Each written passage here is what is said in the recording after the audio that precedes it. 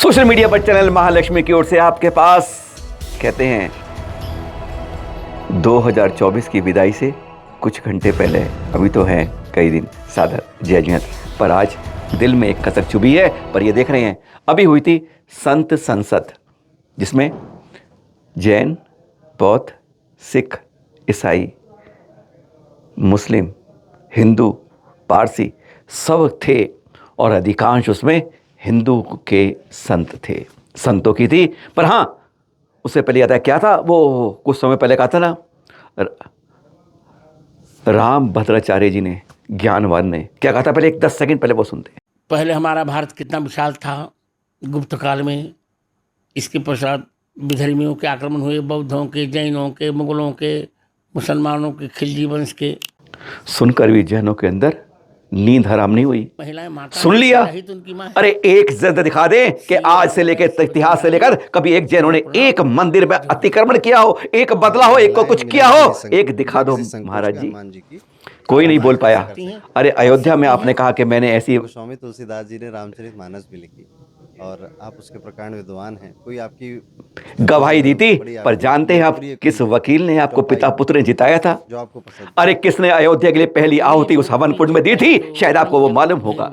आपको वह भी मालूम होगा कि जब भारत देश आजाद हो रहा था तो आजादी के इस हवन कुंड में पहली आहुति किस जैन ने दी थी, वह भी आपको मालूम होगा। आपको वही बताऊंगा, महाराणा प्रताप जी जब इतने आज उसके उतने धन की कमी थी कि उन्हें घास की रोटी उनके साथ सब खा रहे थे, तब किसने अपने खजाने के सारे दरवाजे खोल दिए थे। आपको वह भी याद होगा जब महाराजा रणजीत सिंह को जब उनके पुत्रों के लिए जगह नहीं मिल रही थी तो किसने कहा था कि खड़ी खड़ी सोने की गिन्नियां लगवा देता हूं? किसने कहा था? शायद आपको याद होगा। अरे हम तो यह कह रहे हैं, अगर आप कुरेदना ही चाहते हो प्याज के छिलकों को तो याद आ जाएंगे 8वीं सदी का वह समय। अब भूल गए क्या कहते हैं?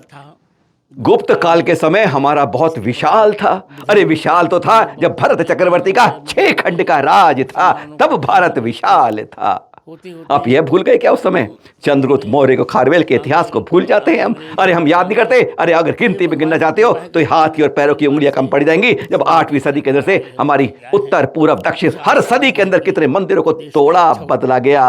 अरे विधर्मी तो वह होते हैं जो धर्मों को के अंदर उस धर्म के टांग अड़ाकर अब उनके मंदिरों को बदलते हैं। समझ जाएंगे, मत खुजवाओ आप ये। और इस बारे में एक जिंदा संत के रूप में हमारे आए लोकेश मुनि जी, उन्होंने सबके सामने जब कहा तो सचमुच बहुत अच्छा कहा। सुनिए जरा। जैन समाज का दर्द मैं आज सर्वधर्म संसद में रख रहा हूँ। वीडियो वायरल हो रहा है पिछले दिनों सोशल मीडिया पर। ये कहा गया, हम उनका बड़ा सम्मान करते हैं, आदर करते हैं, विद्वान हैं, और वो कहते हैं कि चंद्रगुप्त मौर्य की जमाने के अंदर जैनों ने जो है, और हमारे जैनों ने, बौद्धों ने, खिलजी ने, मुसलमानों ने सनातन पर हमला किया।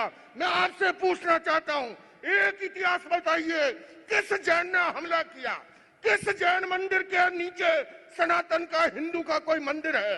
आप एक उदाहरण बताइए। अगर नहीं उदाहरण है तो आप क्यों नहीं मेरे स्वर में स्वर मिलाते हो? आपको स्वर मिलाना चाहिए कि जैनों ने कभी हमला नहीं किया। अरे भला वो तो चींटी को भी कष्ट नहीं पहुंचाते हैं, और हमला किसने किया? खोजने जाओगे तो बात बहुत दूर तलब तक चले जाएगी। तमिलनाडु में जाकर के देख लो, कर्नाटक में जाकर के देख लो, केरला में जाकर के देख लो। इसलिए उन गांवों को मत कुरे दो। जैन वो कौम है जो रेवेन्यू चुकाने में आगे है।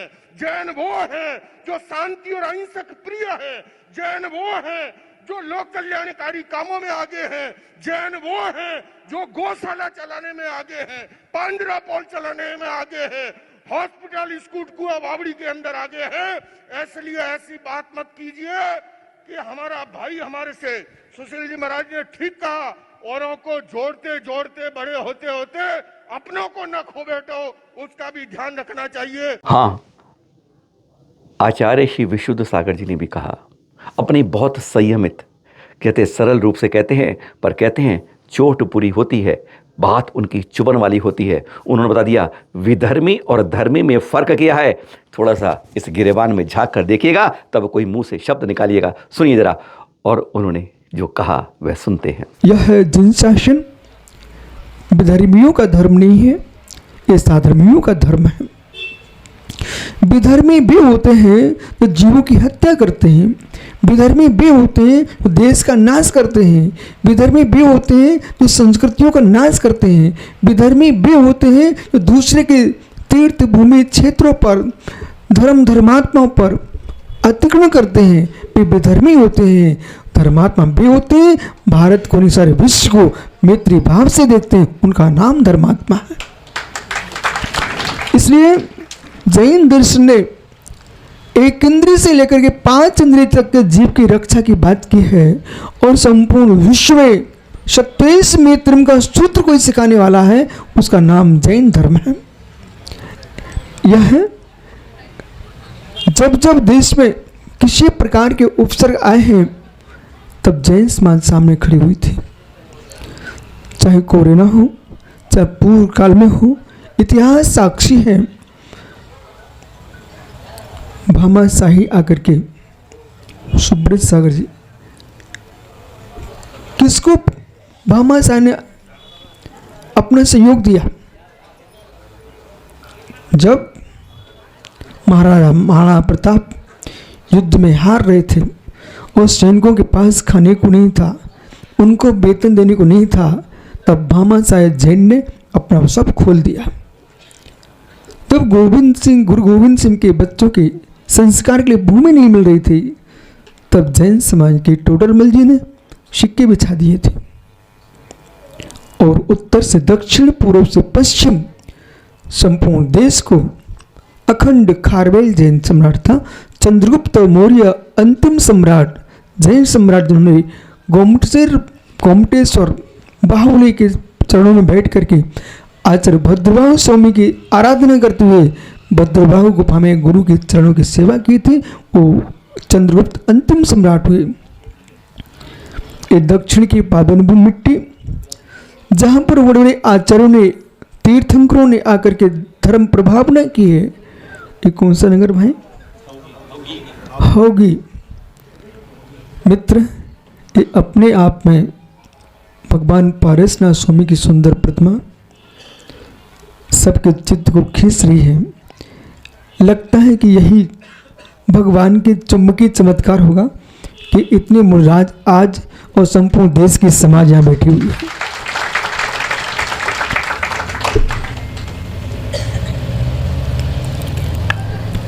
ऐसे काल में भगवान ऋषभदेव के पुत्र तीर्थंकर ऋषभदेव, जिन्हों के बेटे ने इस देश को भारत नाम दिया है। मित्र, ये जिन शासन विधर्मी शासन नहीं है, ये जिन शासन विश्व को एकत्व में देखने वाला सधर्मात्मा का शासन है। ये पहली बात नहीं है, जब भी आता है कोई अपने मुंह में जबान छिला के बोलता रहता है, हर कोई बोलता है। अभी देखा ना आपने, इस समय अल्पसंख्यकों के सामने जो अध्यक्ष हैं उनके इकबाल लालपुरा जी, उनके सामने बोला था लोकेश ने, और फिर विश्व सागर ने धर्म सभा में बोला था सबके सामने। और फिर याद आया है मजलिस में जब वो जामे उनकी 34वीं बैठक चल रही थी, उसमें जैसे उन्होंने उल्टा बोला तो कहते हैं शेर की तरह खड़े हो गए। हजारों मुसलमान लाखों गिनती में थे और हजारों समय उनके ऊपर बरसने को तैयार थे। कहते हैं जिंदगी और मौत को नहीं देखा, उन्होंने अपनी बात को पूरा कह के दम रखा। सुनिए जरा, वह तब कुछ समय पहले की बात जो लोकेश ने बताया कि जैनों को छेड़ो मत, छेड़ते नहीं है, पर जब छेड़ते हैं तो छोड़ते नहीं है। सुने जरा। हमें केवल छोड़ने की बात अगर करनी है, प्यार मोहब्बत की कीजिए। ये जितनी कहानी सुनाई है अल्लाह मन्नू ये वो, उससे 4 गुना कहानी मैं सुना सकता हूँ। मैं मदनी साहब, आप मेरे पिता तुल्य हैं, मैं आपको दावत देता हूँ शास्त्रार्थ के लिए। आप दिल्ली आइए, आप मुझे सहारनपुर बुला लेंगे, मैं सहारनपुर आऊंगा। और आपको निवेदन करता हूँ, जैन धर्म के 24वें तीर्थंकर भगवान महावीर हुए और उससे पहले भगवान 523वें थे। वरिष्ठ नेमी जो है योगीराज कृष्ण के चचेरे भाई थे, किंतु याद रखिए उससे पहले तीर्थंकर भगवान ऋषभ थे, जिनके पुत्र भरत और बाहुबली के आधार पर इस भारत का इसका नाम पड़ा है। आप ऐसे नहीं मिटा सकते। आपने जो बात कही है मैं सहमत नहीं हूँ, और मेरे सारे सर्वधर्म के संत वो इससे सहमत नहीं है। हम केवल सहमत हैं, आपस में मिलजुल कर रहे, प्यार से रहे, मोहब्बत से रहे।